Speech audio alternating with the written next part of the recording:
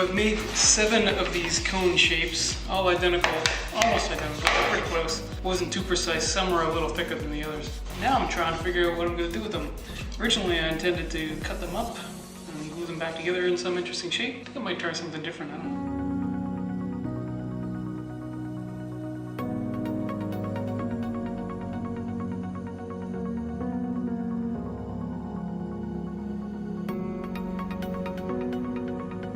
Or maybe I'll just cut them up.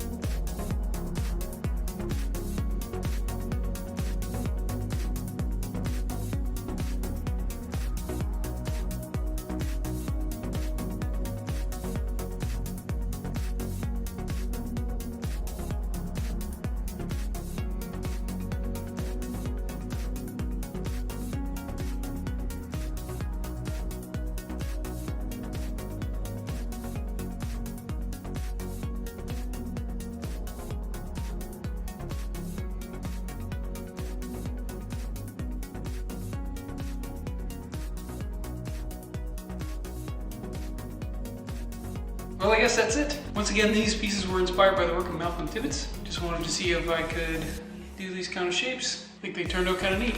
See you next time in Camy's Garage.